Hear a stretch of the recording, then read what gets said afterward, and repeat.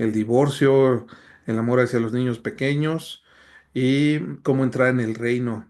Padre Santo, pongo en tus manos este estudio, Señor, bendice a cada familia, a cada personita aquí presente, Señor, porque todo esto es para tu gloria en el precioso nombre de Cristo Jesús. Amén.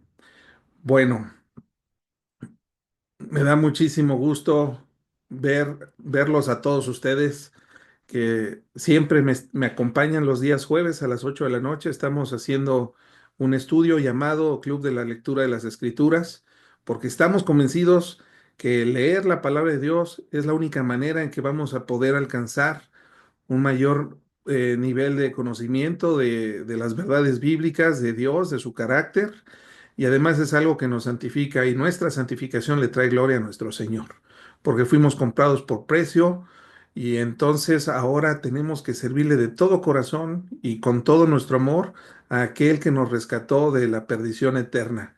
Te damos gracias, Jesús, por tu palabra que es verdad y además nos santifica. Gracias a todos ustedes. El día de hoy vamos a estar estudiando el Evangelio el Evangelio de Mateo, capítulo 19. Lo pongo aquí en pantalla.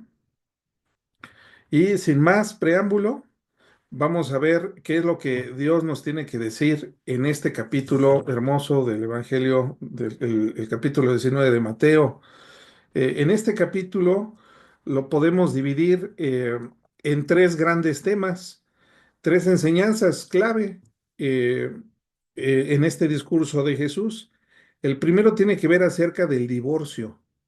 La rebel- y el- es un tema profundo, vamos a dedicarle gran parte de esta hora a leer y a analizar lo que Jesús nos tiene que decir acerca de este tema. También Jesús nos va a hablar acerca de la relevancia de los niños en el reino de Dios. Y en tercer lugar,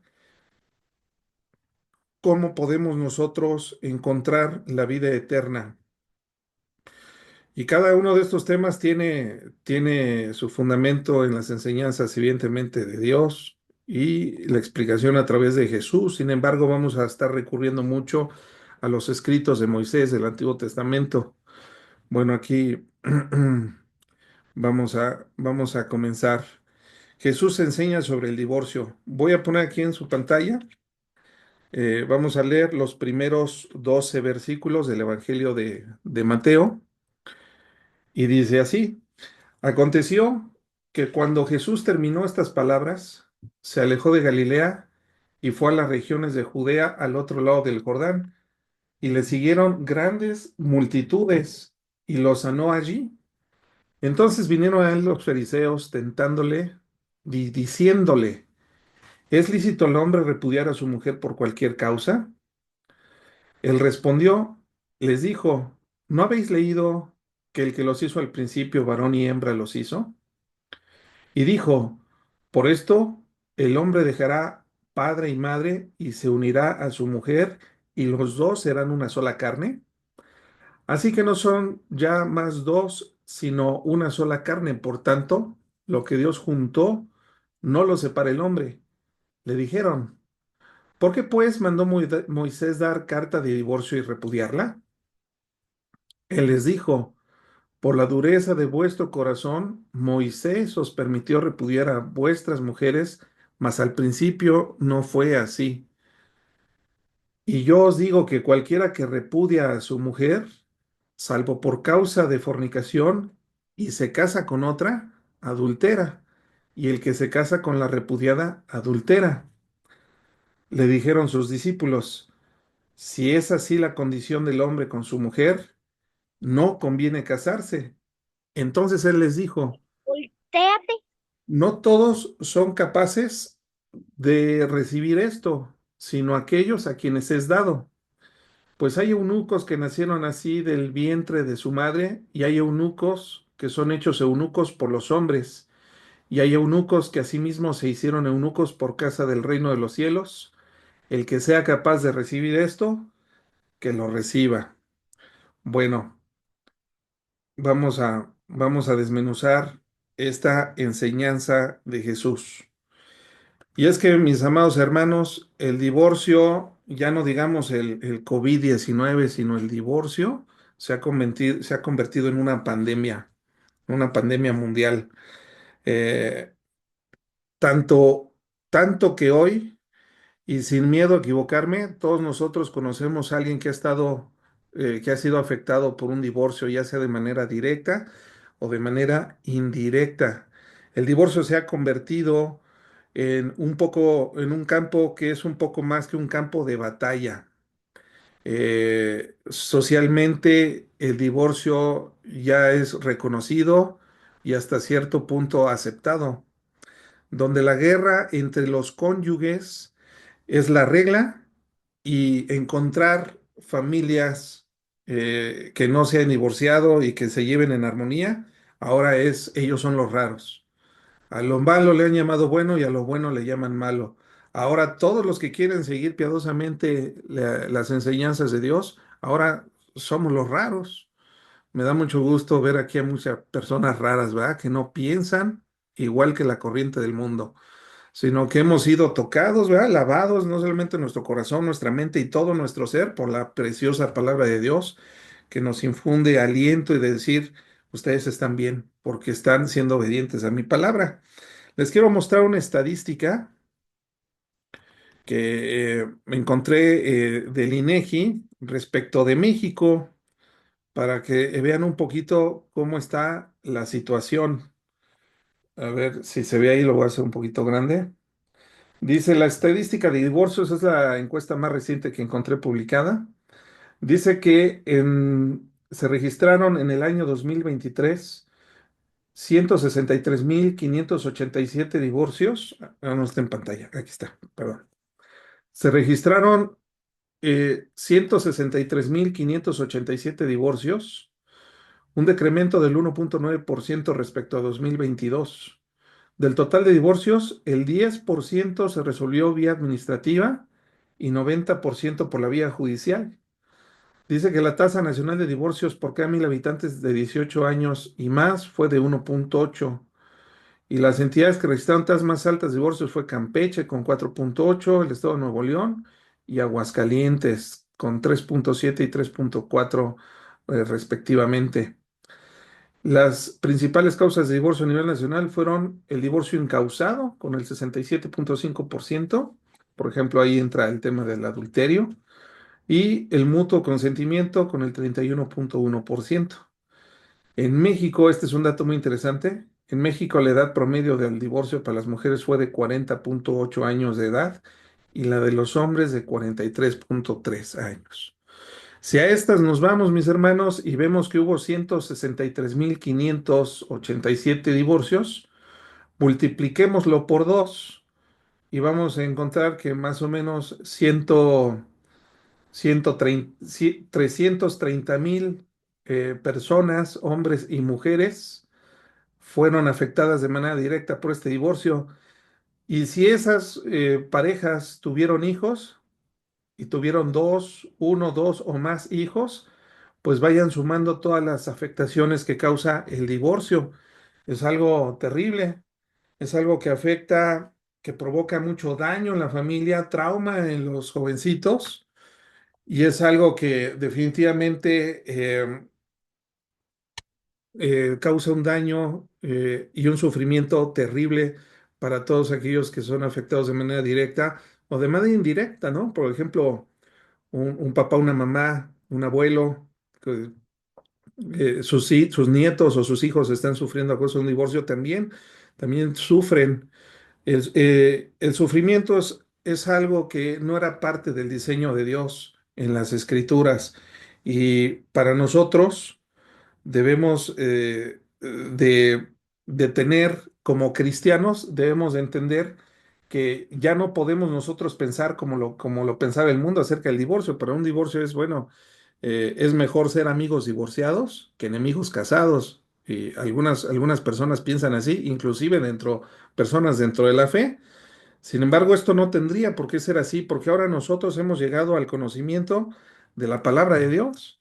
Y si nos vamos al libro de los Hechos de los Apóstoles, cuando Pablo está predicando en Atenas, dice el apóstol Pablo en su discurso que dio ahí en Atenas, pero Dios, habiendo pasado por alto los tiempos de esta ignorancia, ahora manda a todos los hombres en todo lugar que se arrepientan, por cuanto ha establecido un día en el cual juzgará el mundo con justicia por aquel varón a quien designó, dando fe a todos con haberle levantado de los muertos.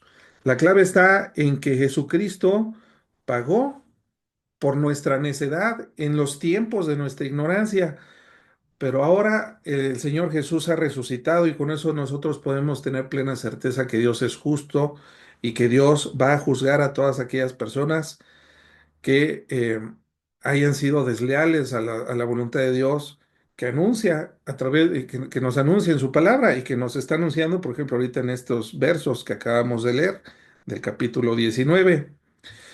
El mundo sin Dios posee innumerables motivos para, para proceder con un divorcio. Simplemente ya no nos caemos bien, ya no somos compatibles. Entonces fomentan el divorcio por incompatibilidad de caracteres. Ya, pues ya cambiamos, los dos cambiamos y nos hemos desviado. Y bueno, algunos, inclusive dentro del mundo del evangelicalismo, atribuyen a esto a Dios. Bueno, pues era la voluntad de Dios que nos divorciáramos. Eso es algo terrible y completamente se muestra la ignorancia de estas personas. No es así. El Señor Jesús nos habla acerca del diseño de Dios, lo que acabamos de leer. Y en Génesis 1:27, lo voy a poner aquí en sus pantallas, Génesis 1:27, el Señor nos está hablando y dice esto, para los que estamos estudiando el libro de Génesis los lunes, que ahorita estamos en eso. Hace 2 semanas nosotros veíamos esto, que creó Dios al hombre a su imagen, a imagen de Dios lo creó, varón y hembra los creó y los bendijo Dios, eh, y les dijo, fructificad y multiplicaos, llenad la tierra y sojuzgadla, y señoread en los peces del mar, en las aves de los cielos y en todas las bestias que se mueven sobre la tierra. El liderazgo del varón, junto con la ayuda idónea de la mujer que Dios le dio, debían mezclarse en una interdependencia que les permitiera multiplicarse y llenar juntos todo el globo terráqueo, someter la tierra y gobernar juntos sobre la tierra. Ese era el plan de Dios original que nosotros encontramos en Génesis 1 y 2, capítulo 1 y capítulo 2. Sin embargo, las cosas no salieron del todo bien, no por Dios, sino a causa de, de, de un enemigo, ¿verdad? De la serpiente, de Satanás. El plan de Dios fue perfecto hasta que Eva, en este caso la mujer, no consultó con Adán, que era su cabeza y su protector, acerca de lo que la serpiente o Satanás le vino a decir. Ella tomó una decisión, se saltó el liderazgo y la protección de su marido, de Adán. Y cuando ella sucumbió de una manera muy sencilla y muy ligera, ¿verdad? Ante la tentación de Satanás y las artimañas que le propuso, y llega con Adán, Adán pierde otra cosa que Dios le había dado apenas un capítulo atrás. Adán perdió su liderazgo y voluntariamente siguió la dirección de ella. También sucumbió al pecado. El pecado entonces entra a la humanidad y entonces viene una serie de maldiciones que entran en la humanidad y todos y nadie se salva. Dice aquí en Génesis 3:16, a la mujer le dijo, por ejemplo, ¿verdad? El juicio para las mujeres, para Eva y para todas las mujercitas que descenderían de ella. Multiplicaré en gran manera los dolores en tus preñeces, con dolor darás a luz los hijos, y tu deseo será para tu marido, y él se enseñoreará de ti. Bueno, aquí vemos algo terrible. Cuando pasa esto, la mujer entonces, lejos de ser la ayuda idónea que originalmente estaba establecido y de hecho que lo estuvieron haciendo por X cantidad de tiempo, que la Biblia no nos define cuánto tiempo estuvieron en armonía Adán y Eva, ahora resulta ser que la mujer ya no estaba dispuesta a partir de este momento a sujetarse a las instrucciones de Adán y a su liderazgo, sino vino un deseo en ella por usurpar el liderazgo que Dios le había cedido al varón. Y es que mujer, hombre y mujer ante Dios son iguales, pero Dios en su soberanía le dio unos roles a él y otros roles a ella, pero de igual valor. Eso fue el diseño original de Dios. Cuando pasa todo este y entra el pecado, entonces ahí se hace un desorden. Ahora la mujer ya no acepta su rol, ella quiere imponerse sobre el varón. El ejemplo máximo de esto, pues, está en la escritura, ¿verdad? De una mujer terrible, la esposa de Acab, ahorita se me fue su nombre, eh, alguien que me lo ponga ahí en el chat, pero era la esposa del rey Acab y ella es el ejemplo máximo de lo que puede, de esto que acabamos de leer, ¿verdad? Y tu deseo será para tu marido y él se enseñoreará de ti. Ahora fíjense que lo mismo sucede con el varón, lo estamos ahí leyendo, y él se enseñoreará de ti. Ya no sería el mismo hombre benévolo y generoso, sino se convertiría en alguien dominante y en alguien egoísta. Fue la caída cuando las mujeres comenzaron a buscar la supremacía y los hombres comenzaron a ser represivos. Aquí se inventa el machismo y el feminismo. Aquí surgen a causa del pecado de la transgresión, se empieza a desviar del plan original de Dios. Sin embargo, lo he repetido, eh, no, lo he repetido muchas veces. El Señor ya tenía un plan, ¿verdad? Eh, tenía un plan y entonces el Señor conoce a ejecutar un plan de salvación que se desarrolla a lo largo de todo la Escritura, desde Génesis 3:15 en adelante. El Señor empieza a trabajar en una dirección donde un descendiente de la mujer dice, pondré amistad entre ti y la mujer, entre tu simiente y la simiente de la serpiente, ¿verdad? De Satanás.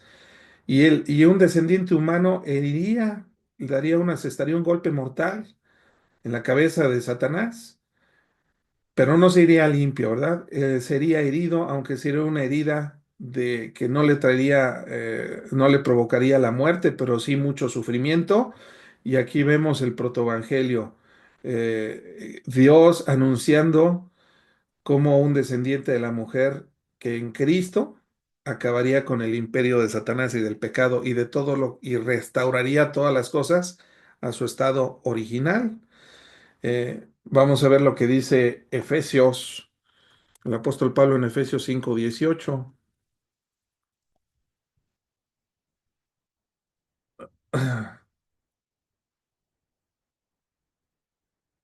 Vamos a escribir Efesios 5:18. mm, no os embriaguéis, ¿verdad? No, esto no es, ¿verdad? Las casadas, es 22. Las casadas estén sujetas a sus propios maridos como al Señor, porque el marido es cabeza de la mujer, así como Cristo es cabeza de la iglesia, la cual es su cuerpo y Él es su Salvador. Jesucristo vino a restaurar todas las cosas a su estado original. Y Jesucristo vino a recordarnos a nosotros, a los hombres, cómo debemos de tratar nosotros, los varones, a nuestras esposas, cómo las esposas deben de tratar y de sujetarse a sus maridos. Esto es una unión y es algo que trae armonía. Eh, y también nos lo escribe, dice, maridos, dice aquí, maridos, amad a vuestras mujeres, así como Cristo amó la iglesia y se entregó a sí misma por ella. Bueno, todo esto tiene que ver porque Jesús está entrando a este tema aquí en Mateo 19. Dice que Jesús, el primer versículo nos da el contexto de lo que estaba ocurriendo y el lugar.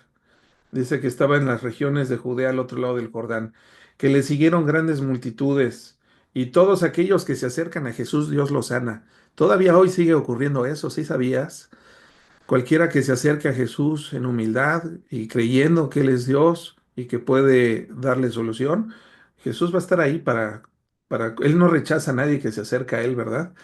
Jesús es capaz de sanar a todos de nuestro pecado, de nuestras maldades. Dice aquí el verso 3. Entonces vinieron a Él los fariseos. Los fariseos ya se habían convertido en enemigos de Jesús, ya habían inclusive planeado su muerte, estaban viendo la manera de matarlo.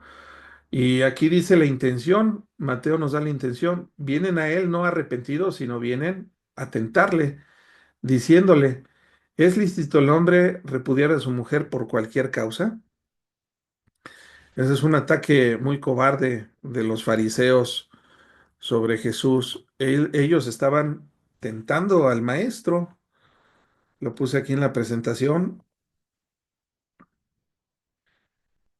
Ellos cuestionan a Jesús. Lo que ellos estaban buscando era atrapar a Jesús que se equivocara, que se enredara con sus palabras.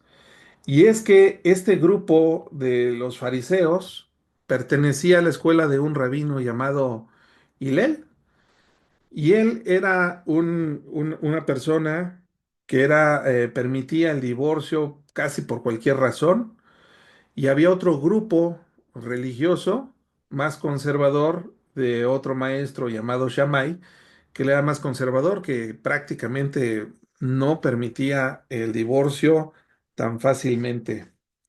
Esto es algo que tenemos que, que estudiar, porque un grupo era de los liberales, ¿no? Hasta parece que estoy hablando de la política norteamericana, ¿verdad? Los liberales que permiten el aborto, el divorcio, el feminismo y todas esas tonterías. Y luego a la derecha estaban los shamaitas, ¿verdad? Ellos son los conservadores, los republicanos. Ellos son estrechos e intolerantes a la luz del otro grupo. Entonces, el ataque que viene de los fariseos hacia Jesús es precisamente por esto.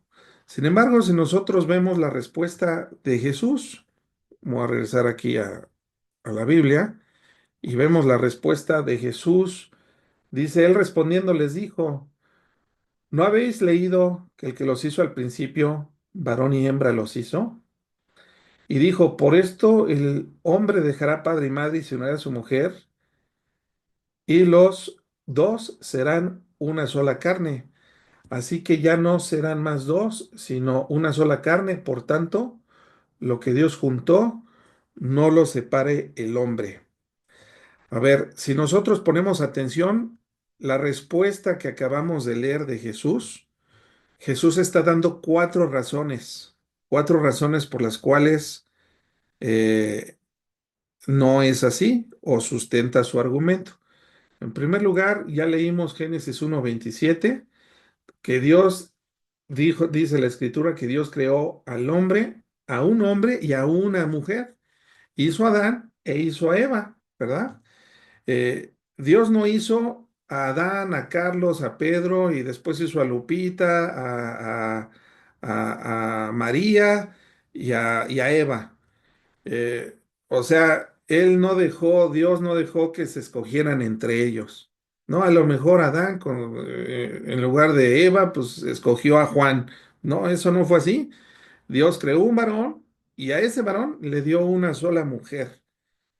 Eh, eh, no hubo ni siquiera opción de elección, porque Dios sabe lo que es bueno para nosotros, sabe lo que es bueno y lo que es malo. Él tiene la verdad absoluta. Nosotros no. Entonces, Dios no le dejó esa elección a ellos. No hubo opciones y no hizo una mujer de repuesto o un hombre de repuesto ni para Adán ni para Eva. Hizo solamente dos individuos, un hombre y una mujer. La segunda razón que da Jesús en su argumentación va basado en Génesis 2:24. Vamos a leer Génesis 2:24.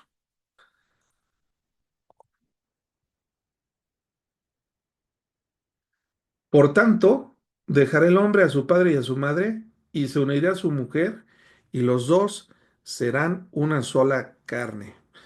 Así que Jesús está diciendo aquí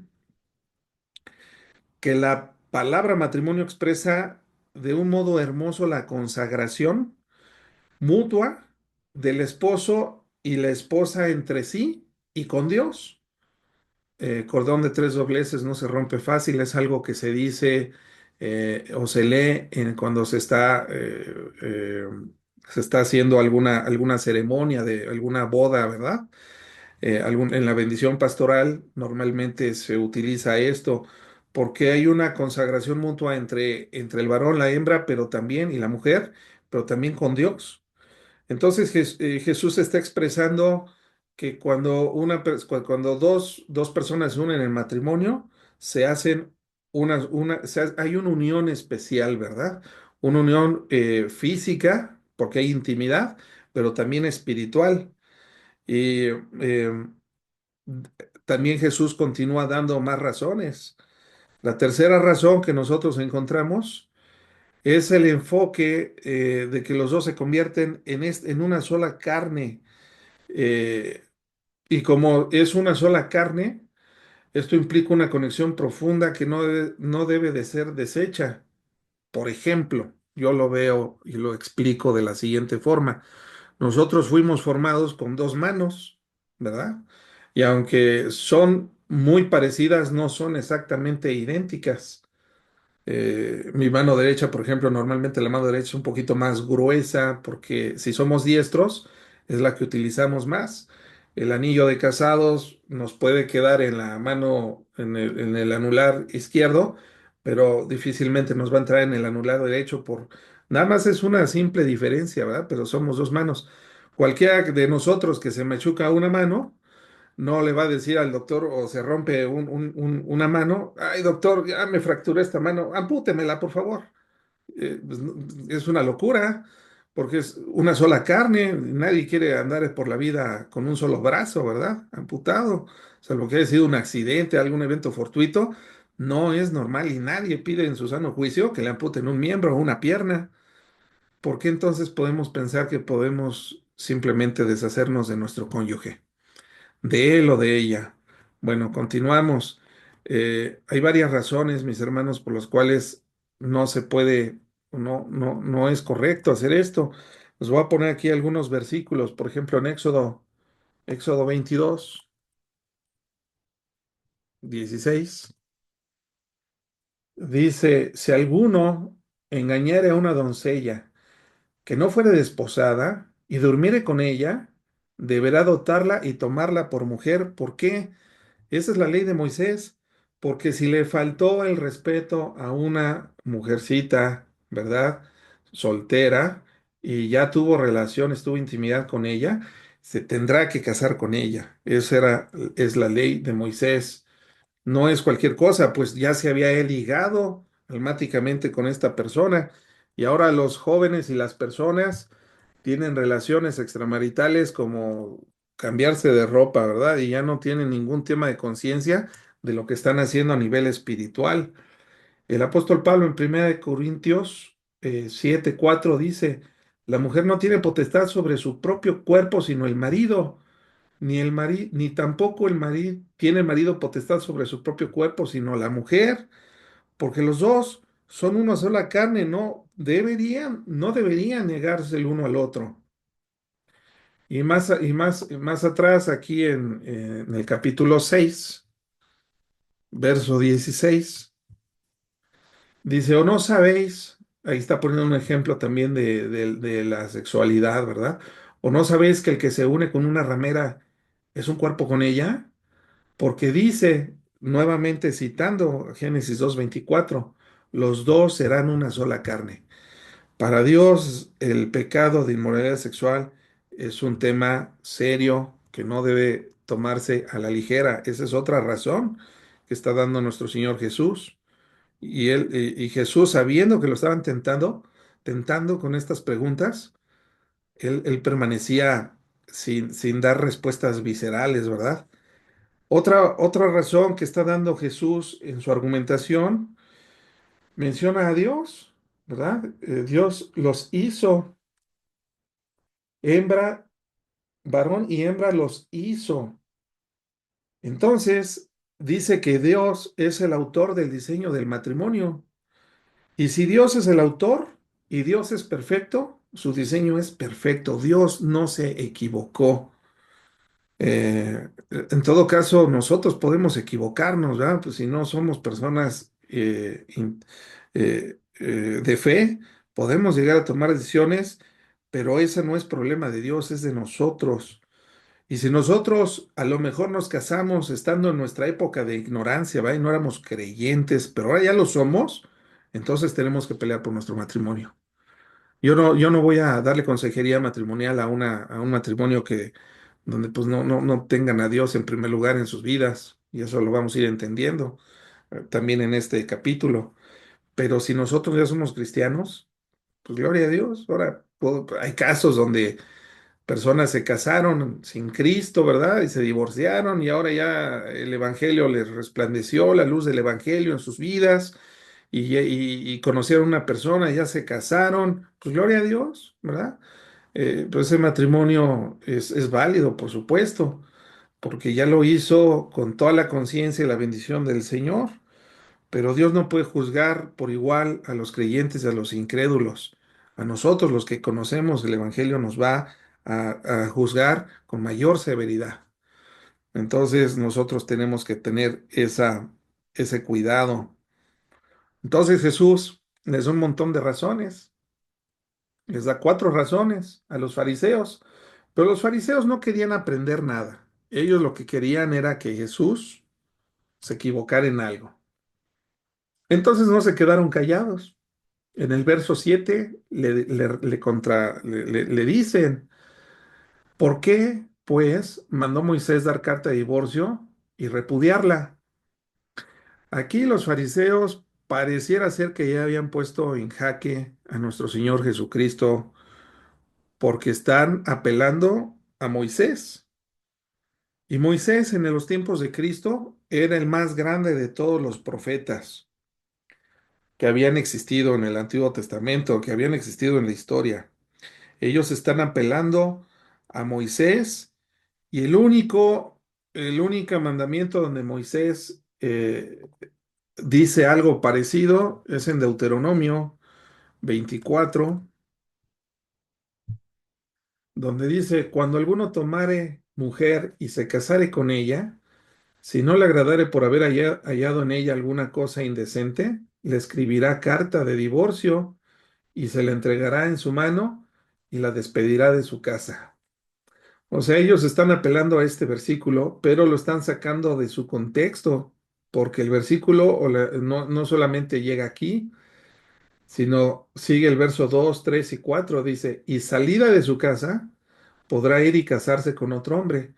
Pero si la aborreciere este último y le escribiere carta de divorcio, y se la entregare en su mano y la despidiere de su casa, o si hubiere muerto el postrer hombre que la tomó por mujer, no podrá su primer marido que la despidió volverla a tomar para que sea su mujer, después que fue envilecida, porque es abominación delante de Jehová, y no has de pervertir la tierra que Jehová tu Dios te da por heredad.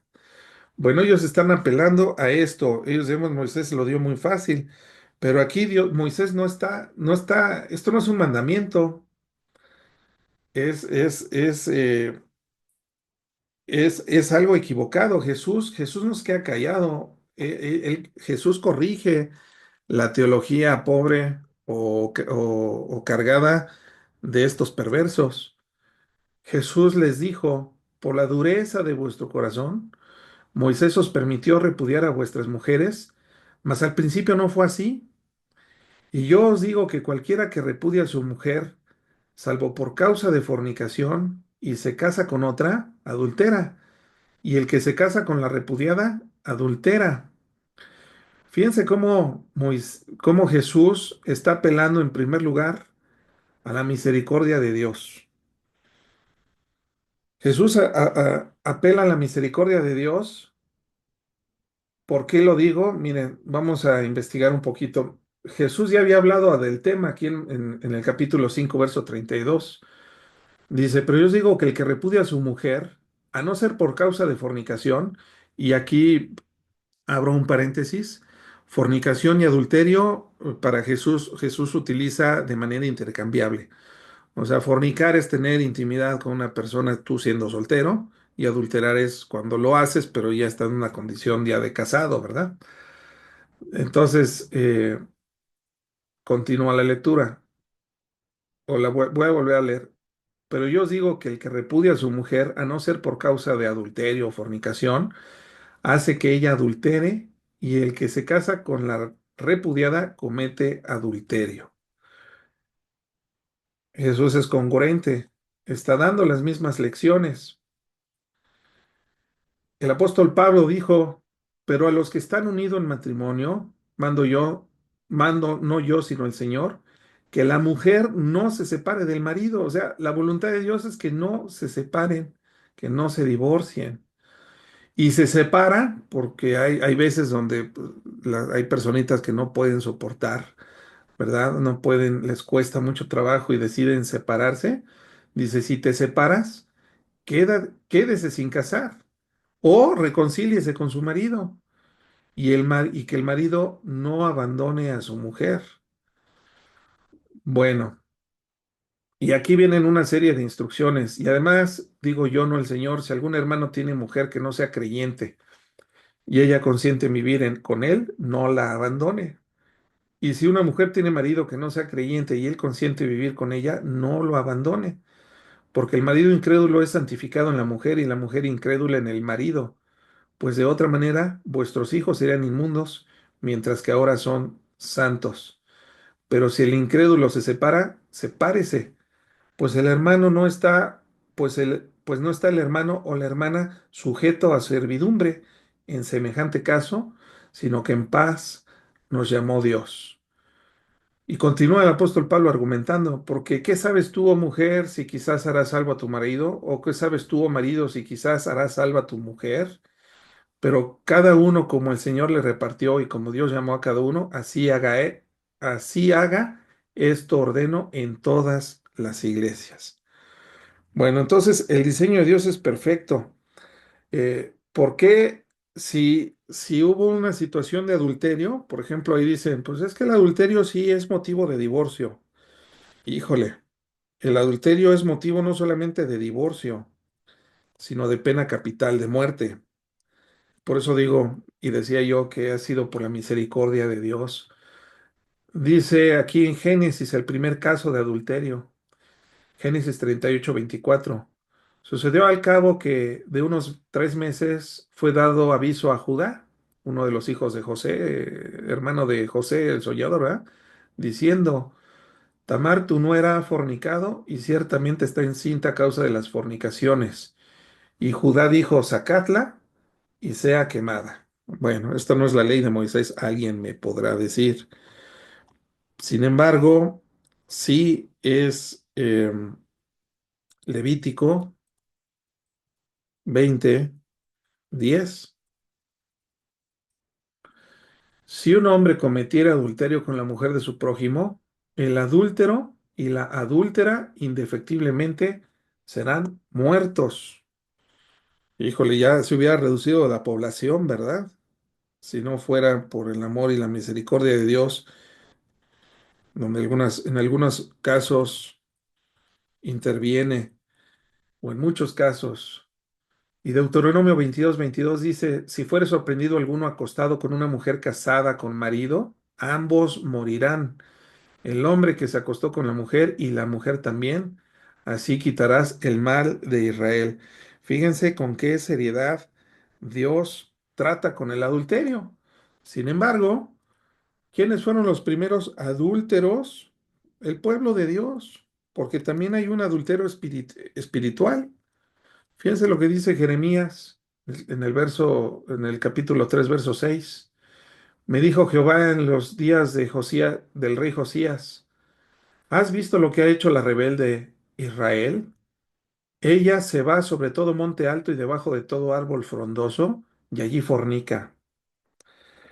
El Señor ve la rebelión de nosotros y de su pueblo como si fuéramos personas adúlteras, porque nosotros somos la iglesia de Jesucristo, la novia de Cristo, y algún día se van a celebrar las bodas del Cordero, pero, pero fíjense cómo el amor y la misericordia de Dios en el verso 7.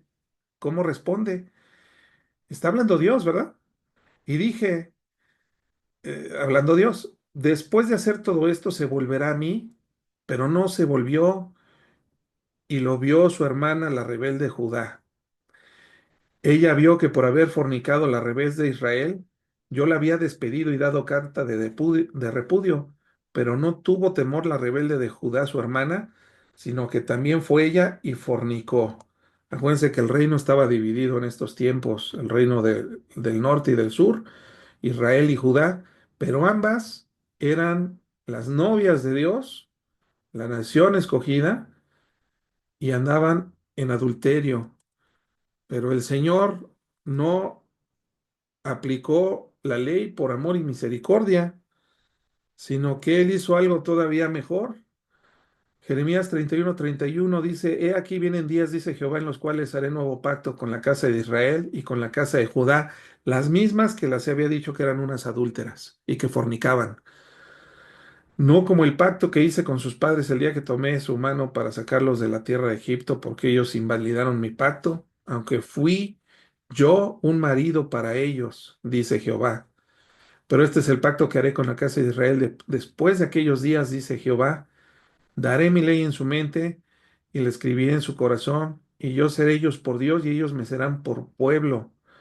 Fíjense cómo el Señor no desechó y no cumplió la pena capital que merecía Israel y Judá por su adulterio, sino que Dios extiende su amor, su compasión y su misericordia para rescatarlos. Dios es compasivo con el cónyuge pecador, ¿sí? Es compasivo al tolerar el divorcio en lugar de exigir la muerte. Sin duda también sería misericordioso, y así lo es, hacia el cónyuge inocente al permitirle que se vuelva a casar, lo cual también se permite cuando una persona enviuda, ¿va? Se convierte en una persona viuda, lo que dice el apóstol Pablo en Romanos 7:2 y 3, porque la mujer casada está sujeta por la ley al marido mientras éste vive, pero si el marido muere, ella aquí queda libre de la ley del marido. Así que si en vida el marido se uniera a otro varón, será llamada adúltera. Pero si su marido muere, es libre de esa ley, de tal manera que si se uniere a otro marido, no será adúltera. Bueno, entonces Dios está extendiendo su compasión. Si Dios no hubiera sido compasivo con Israel y hubiera aplicado la ley mosaica, entonces hubiera sido desechado y ni tú ni yo tendríamos acceso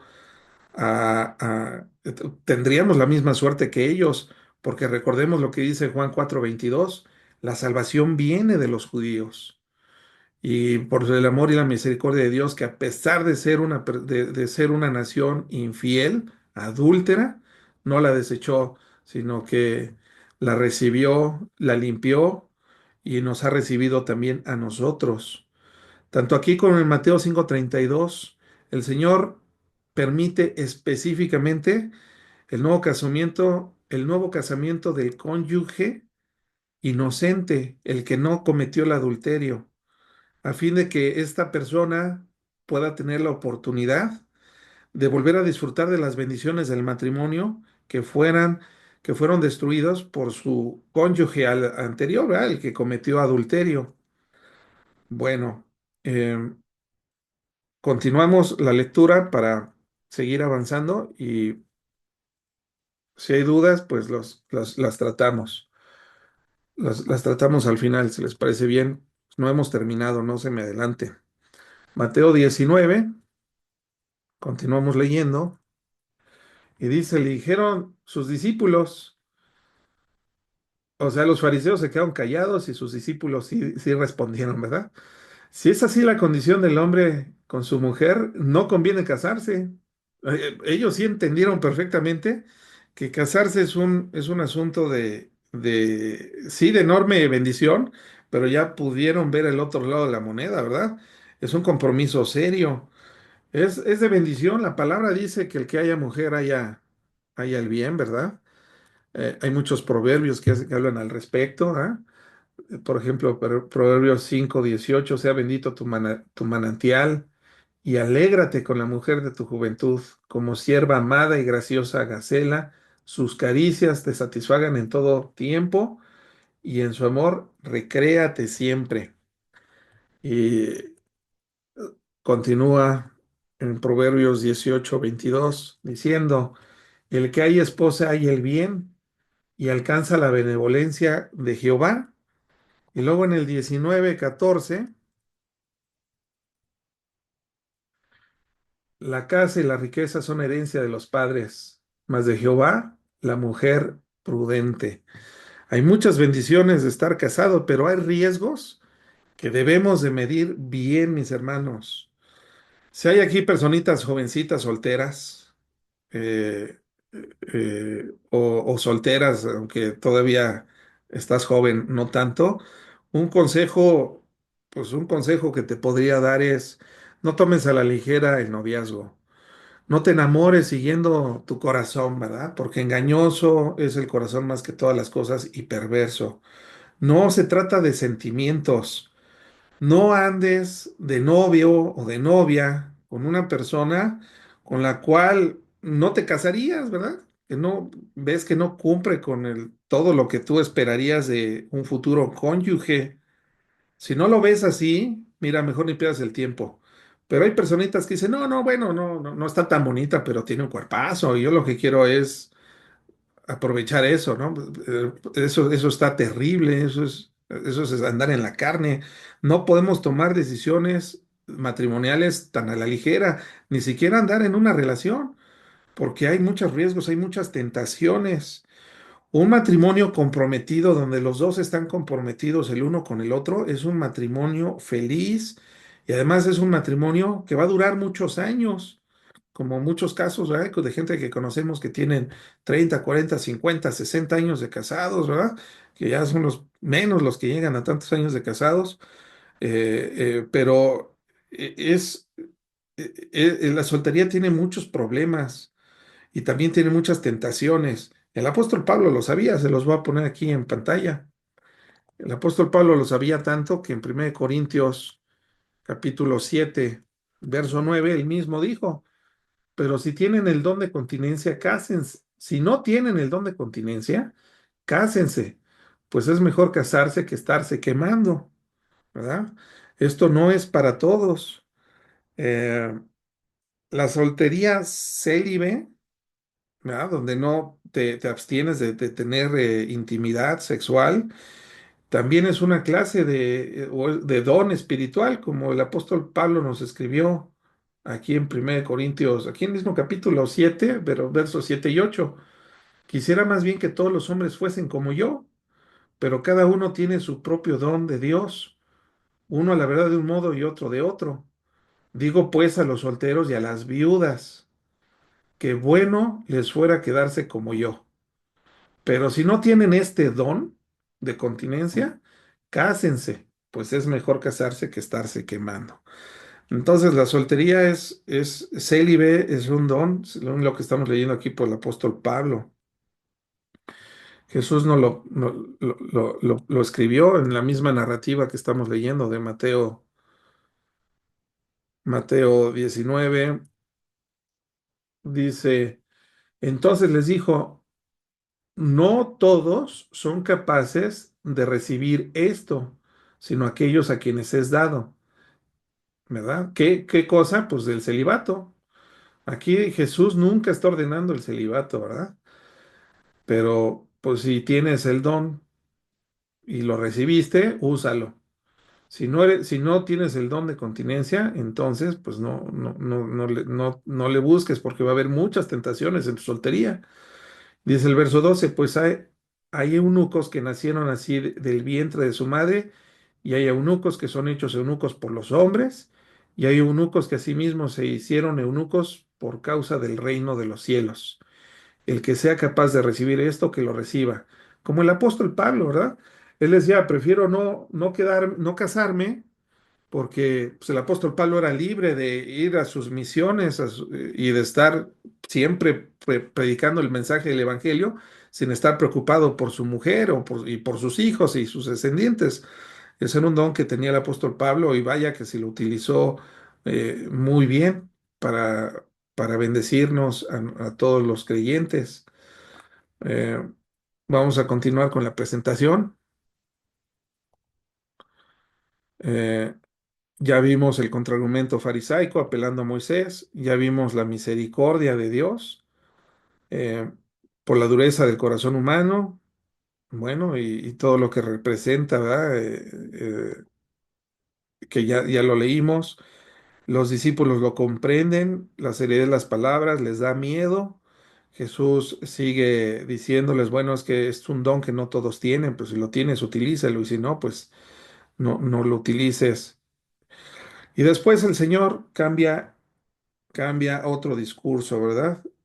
Hasta aquí queda cerrado el tema del divorcio.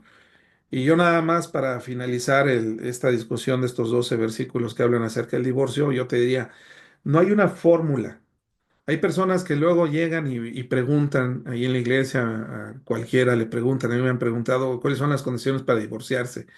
Y ellos quisieran tener así como un diagrama de vicio, ¿no? Ahí donde con tomas de decisión, ¿no? ¿Fue adúltero? Sí, divórciate. No, bueno, no es así, no es un procedimiento, no es algo donde sí hay causas de divorcio, claro que sí hay algunas causales de divorcio, la violencia, que la integridad de la persona corra peligro, una persona que se casó con una persona que no tiene a Cristo en su corazón, no es creyente y se nota porque no puede salir de su infidelidad o de sus vicios, etcétera. Bueno, pues ahí no, o sea, tampoco podemos decir, no, pues ya te casaste, ya te quedas ahí, ¿verdad? Aunque la decisión siempre tiene que ser guiada por el Espíritu Santo y la persona. Pero sí hay un tema muy específico que no entra de lo que acabamos de leer. Es importante analizarlo bien, orarlo mucho y acércate con algún pastor, con tu pastor, al Ministerio de Consejería y pide ahí consejo, expón tu caso, porque si son cosas muy puntuales, muy específicas, pues por supuesto que Dios en su amor y en su misericordia, ¿verdad? Permite el divorcio. Hay reglas, ¿verdad? Para los divorciados, que ya estuvimos leyendo algunas de ellas. Sin embargo, no es un tema tan de procedimiento. Si haríamos un diagrama de flujo y cualquiera lo podría leer, pero no es así. Continuamos la lectura, mis hermanos, y dice así: Jesús ama a los niños pequeños. Vamos a irnos al verso 13 al 15. Entonces le fueron presentados unos niños para que pusiese las manos sobre ellos y orase, y los discípulos le reprendieron. Pero Jesús dijo, dejad a los niños venir a mí y no se lo impidáis, porque de tales es el reino de los cielos. Y habiendo puesto sobre ellos las manos, se fue de allí. Jesús ama a los niños chiquitos. ¿Por qué? Porque de tales es el reino de los cielos. Fíjense cómo lo expresa Jeremías, le llama los inocentes, ¿verdad? Jeremías 19:4. Dice, porque me dejaron y enajenaron este lugar, está hablando Dios, ¿verdad? A través del profeta Jeremías. Dice, porque me dejaron y enajenaron este lugar y ofrecieron en él incienso a dioses ajenos, los cuales no habían conocido ellos, ni sus padres, ni los reyes de Judá, y llenaron este lugar de sangre de niños, de sangre de inocentes, y edificaron lugares altos a Baal, que es un demonio, para quemar con fuego a sus hijos en el holocausto al mismo Baal, cosa que no les mandé, ni hablé, ni me vino a siquiera al pensamiento. O sea, son inocentes. Ahora, son inocentes, es decir, ellos están exentos del pecado original, el pecado de Adán y Eva, ¿no? Por supuesto que no. Los niños son tan culpables como nosotros de haber heredado ese pecado. Pero las palabras de que Jesús acabamos de leer aquí en el Evangelio, aquí en Mateo 19, del 13 al 15, son palabras que sugieren la misericordia de Dios y la gracia de Dios que eso es extendida hacia estos pequeñitos. Estas personas que por su edad no, no pueden decidir conscientemente seguir las enseñanzas del Evangelio de Jesucristo. La gracia, hermanos, es desde la eternidad pasada. Hoy se aplica a todos los que hemos creído en el mensaje del Evangelio, pero la gracia no viene a nosotros en la conversión, la gracia viene desde la eternidad pasada hacia los que Dios le ha placido extenderla y darla. Y todos los niños chiquitos, si hay niños chiquitos, ten por seguro que son hijos de Dios y que Dios le extiende su gracia a estos chiquitos. Si mueren jovencitos, ellos son regenerados por su soberana voluntad y tienen garantizada la entrada en el reino, no porque lo merezcan, sino porque Dios en su gracia los escogió para redimirlos. Los niños no tienen esa capacidad mental. Lo mismo pasa con personas que no tienen que tienen alguna deficiencia mental. Es exactamente lo mismo. Los, los niños chiquitos, Dios extiende por su misericordia, su gracia y no se pierden. Así que si hay alguien que ha perdido hijos chiquitos o que los perdió durante el embarazo, ten la seguridad que están en la presencia de Dios y que algún día los vas a ver. eh, eh, eh, lo sabía, por ejemplo, David lo sabía. Déjame ponerte un ejemplo de Segunda de Samuel 12, 12 verso 23. David, el rey David está hablando y ha muerto el bebé que concibió en el vientre con Betsabé cuando cometió adulterio con ella. Y que por cierto también David recibió la misericordia de Dios y no murió como la ley de Moisés estipulaba, ¿verdad? Que los adúlteros tenían que morir. Era para que David y Betsabé murieran, como lo leímos ahorita del Levítico. Sin embargo, este bebé muere y David, que era un hombre espiritual a pesar de todos sus problemas, ¿verdad? Dice, mas ahora que ha muerto, ¿para qué he de ayunar? ¿Podré yo hacerle volver? Yo voy a él, mas él no volverá a mí. Aquí nosotros vemos cómo el rey David tenía la seguridad de que este bebé estaba en la presencia de Dios, pero también podemos ver que David mismo tenía la seguridad de su salvación y que él se reuniría con este bebé. Bueno, vamos, ya se nos ganó el tiempo, ya nos dio la hora. Me quedé en otra parte muy interesante y qué bueno que no vamos a entrar a ella porque no la quiero tocar tan rápido. El tercer de los temas que vamos a ver, yo creo que es de mucho interés para todos nosotros, ¿verdad? Y para toda la gente. ¿Cómo obtener la vida eterna? Del verso 16 al 29, Jesús está hablando acerca de cómo obtener la vida eterna. Vamos a dejar el estudio hasta aquí, mis hermanos. Si hubiera alguna duda, algún comentario, lo podemos tocar ahorita después de la oración. Pero yo quisiera concluir con esto. Dios creó el matrimonio. Nosotros debemos de tener la seguridad de que es perfecto.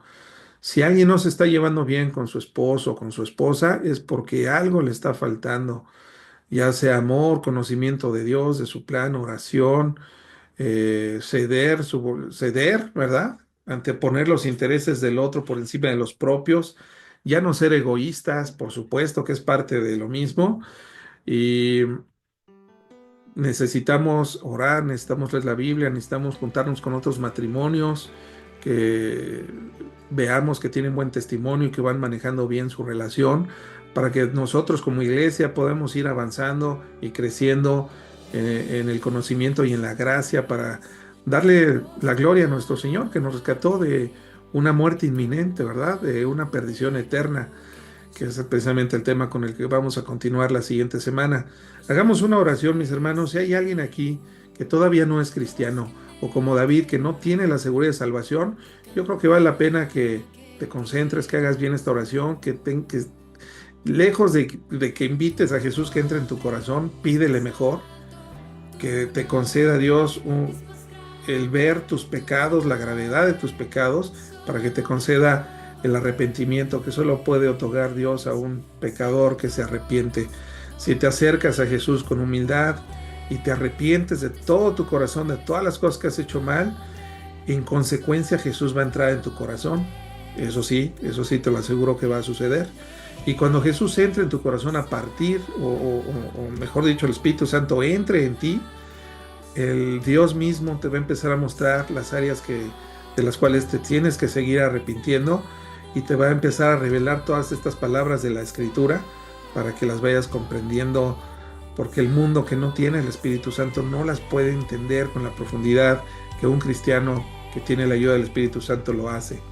Entonces vamos a hacer una oración. Cierra tus ojos y dile: Señor Dios, concédeme, Padre Santo, muéstrame todos los errores que he vivido por la ignorancia, por desconocer tu plan, tu propósito, tu palabra. Ahora, Señor, me estoy dando cuenta que tu amor y tu misericordia es más grande que tu juicio. Pero aún así, dice tu palabra que los que no se arrepienten pasarán por tu juicio y serán muertos, arrojados a una muerte eterna, lejos de tu presencia, Señor, de tu presencia maravillosa.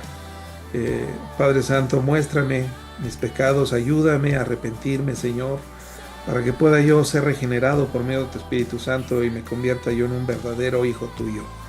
Gracias, Jesús. Bendice a cada familia aquí representada y guárdalos para tu gloria, Señor, en santidad. Gracias, en tu precioso nombre oramos, Jesús, y te damos gracias. Amén. Hermanos, estamos despedidos. Si alguien se quiere quedar, comentar algo, bienvenidos. Si no, pues ya vete a descansar, porque y estamos en jueves y ya queremos que sea viernes. Amén. Faltan unas horas. Que Dios les bendiga. Gracias, hermanos.